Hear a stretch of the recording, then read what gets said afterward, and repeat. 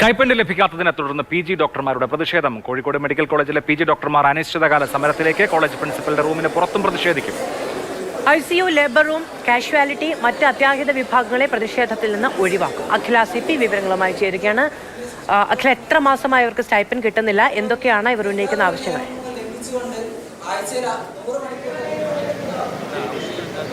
മധു, പ്രധാനമായും ഫെബ്രുവരി മാസത്തെ സ്റ്റൈപ്പൻഡാണ് കോഴിക്കോട് മെഡിക്കൽ കോളേജിലെ PG ഡോക്ടർമാർക്ക് ലഭിക്കാനുള്ളത്. അതായത് ഇന്ന് മാർച്ച് 18 ഈ പലരും ഇത്തരത്തിൽ 24 മണിക്കൂറിലധികം ജോലി ചെയ്യുന്ന PG ഡോക്ടർമാരാണ് കോഴിക്കോട് മെഡിക്കൽ കോളേജിലുള്ളത്. മാത്രമല്ല, സംസ്ഥാനത്ത് ഏറ്റവും കൂടുതൽ PG ഡോക്ടർമാരുള്ള ഒരു മെഡിക്കൽ കോളേജ് കൂടിയാണ്. 710-ലധികം മെഡിക്കൽ കോളേജ് ഇത്തരത്തിൽ PG ഡോക്ടർമാർ കോളേജിൽ വർക്ക് ചെയ്യുന്നുണ്ട്. അപ്പോൾ അതിൽ 300-ലധികം പേർ ഇപ്പോൾ സമരത്തിൻ്റെ ഭാഗമായി അനിശ്ചിതകാല സമരത്തിലേക്ക് എന്ന് സ്റ്റൈപ്പൻഡ് ലഭിക്കുന്നുവോ അന്ന് തിരിച്ച് ജോലിയിൽ പ്രവേശിക്കാനാണ് അവരുടെ എല്ലാം തീരുമാനം. അതായത് കൃത്യമായി അധികാരികളുമായി ഇത്തരത്തിൽ കമ്മ്യൂണിക്കേറ്റ് ചെയ്തിട്ടാണ്. അതായത് ഇതിന്റെ ഭാഗമായി ഞായറാഴ്ച ഒരു സൂചനാ പണിമുടക്കുണ്ടായിരുന്നു. തിങ്കളാഴ്ച ഇത്തരത്തിൽ അനിശ്ചിതകാല സമരത്തിലേക്ക് കടക്കാമെന്നായിരുന്നു ഇവരുടെ തീരുമാനം. പക്ഷേ അതുണ്ടായില്ല.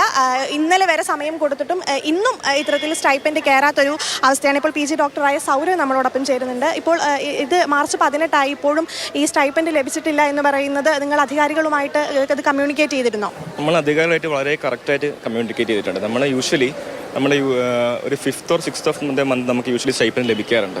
അപ്പോൾ നമ്മൾ ആദ്യം നമുക്ക് സ്റ്റൈപ്പൻഡ് ലഭിക്കാൻ നമുക്ക് വൈകിയ സമയത്ത് നമ്മളോട് പറഞ്ഞത് ഇത് ഫിനാൻഷ്യൽ ഇയർ എൻഡിംഗ് ആണ്, മാർച്ച് മാസമാണ്, അതുകൊണ്ടുള്ള ഡിലേ ആണെന്ന് പറഞ്ഞത്. നമ്മൾ വെയിറ്റ് ചെയ്തു. നമ്മൾ 10-ാം തീയതി വരെ വെയിറ്റ് ചെയ്തു. 10-ാം നമ്മൾ ആദ്യമായിട്ട് ഇവിടെ പ്രിൻസിപ്പളെ കാണുകയുണ്ടായി.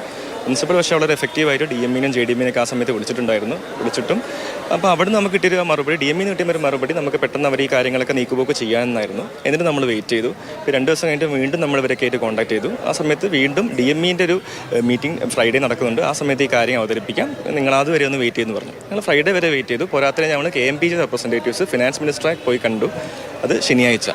അപ്പോൾ ഞങ്ങൾ ഈ തിങ്കളാഴ്ച ഇന്നലെ നടത്തായിരുന്ന സമരമാണ്. പക്ഷേ നമ്മൾ ആ ഒരു കണ്ട ഒരു ഉറപ്പിൻ്റെ പേരിൽ ഞങ്ങൾ തിങ്കളാഴ്ചയും കൂടി ഞങ്ങൾ വെയിറ്റ് ചെയ്തു. അപ്പോൾ അവർ പറയുന്ന പ്രധാനപ്പെട്ട കാര്യം മിനിസ്റ്റർ ഉൾപ്പെടെയുള്ളവരോട് ഇത്തരം ഈ സ്റ്റൈപ്പൻഡ് വൈകുന്നതുമായി സംസാരിച്ചിരുന്നു. പക്ഷേ ഒരു നീക്കുപോക്കും ഉണ്ടായില്ല എന്നുള്ളതാണ് ഏറ്റവും പ്രധാനപ്പെട്ട കാര്യം. 24 മണിക്കൂറിലധികം, നമുക്ക് എല്ലാവർക്കും അറിയാം PG ഡോക്ടർമാരുടെ അവസ്ഥ എന്താണെന്ന്. 24 മണിക്കൂറിലധികം രോഗികളെ പരിചരിക്കുന്നതിലും മറ്റു വാർഡുകളിലുമായിട്ടെല്ലാം ജോലി ചെയ്യുന്നവരാണ്. അവർക്ക് ഇത്തരത്തിൽ സ്റ്റൈപ്പൻഡ് വൈകുന്നത് വളരെ ഗുരുതരമായൊരു വീഴ്ചയാണ് എന്നാണ് ഇപ്പോൾ PG ഡോക്ടർമാർ പറയുന്നത്. മാത്രമല്ല, ഈ മെഡിക്കൽ കോളേജ് പ്രിൻസിപ്പലിൻ്റെ റൂം ഉപരോധിക്കുന്നത് വരെ ഉള്ള സമരപരിപാടികളിലേക്ക് കടക്കാനാണ് അവരുടെ തീരുമാനം. എന്തായാലും ഈ പറയുന്നത് പോലെ അത്യാഹിത വിഭാഗങ്ങളെല്ലാം അവർ ഒഴിവാക്കിയിട്ടുണ്ട്. ലേബർ റൂം, ICU ഉൾപ്പെടെയുള്ള അത്യാഹിത വിഭാഗങ്ങളെല്ലാം ഒഴിവാക്കിയാണ് ഇപ്പോൾ സമരം മുന്നോട്ട് പോകുന്നത്. OP, അതായത് സാധാരണ OP ഇപ്പോൾ പ്രവർത്തിക്കുന്നില്ല എന്നുള്ളതാണ് ഏറ്റവും പ്രധാനപ്പെട്ട കാര്യം. ഒരുപാട് ഇപ്പോൾ നമുക്കറിയാം വടക്കൻ ജില്ലയിലെ ഏറ്റവും പ്രധാനപ്പെട്ട ഒരു മെഡിക്കൽ കോളേജാണ്. അതിൽ 1000-ലധികം രോഗികൾ ദിവസേന എത്തുന്നതാണ്. അവിടെ ഒരു PG ഡോക്ടർമാർക്ക് ഇത്തരത്തിൽ സ്റ്റൈപ്പൻഡ് വൈകുന്നത് ഗുരുതരമായ വീഴ്ചയാണ് എന്നാണ് ഇപ്പോൾ എല്ലാവരും നമ്മളോട് പങ്കുവയ്ക്കുന്ന പ്രധാനപ്പെട്ട വിവരം.